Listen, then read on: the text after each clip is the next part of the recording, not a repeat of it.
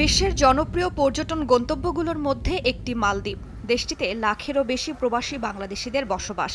নানা প্রতিবন্ধকতার মধ্যেও বৈধ পথে রেমিটেন্স পাঠিয়ে বাংলাদেশের অর্থনীতির চাকা সচল রেখেছেন তারা। মালদ্বীপ থেকে রেমিটেন্স পাঠানোর শীর্ষ ৫টি দেশের মধ্যে রেকর্ড গড়েছেন প্রবাসী বাংলাদেশিরা।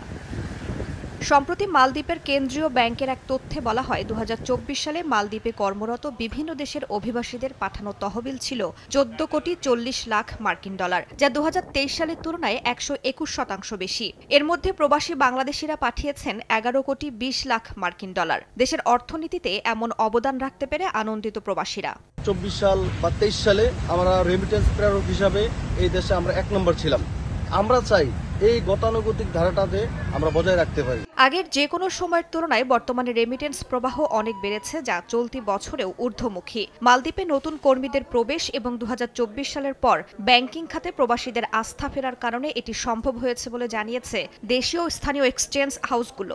পরপর ৩ বছর বাংলাদেশিরা টোটাল প্রবাসীদের ভিতরে শীর্ষে অবস্থান করছেন রেমিটেন্স প্রেরণের ক্ষেত্রে, যার জন্য আমরা অনেক গর্বিত। ২৪-এর আগে লিগ্যাল ভাবে কেউ টাকা চাইতো না, এখন সবাই লিগ্যাল ভাবে এমনভাবে টাকা চাইতেছে, যেমন 60% এখন লিগ্যাল ভাবে টাকা চাইতেছে। মালদ্বীপে অনেক প্রবাসী আছে বাংলাদেশে, যদি ওনাদের একটা ব্যাংকিংয়ের ব্যবস্থা করে দেয় তাহলে অন্যান্য দেশের তুলনায় চেয়ে মালদ্বীপ থেকে অনেক রেমিটেন্স যাবে।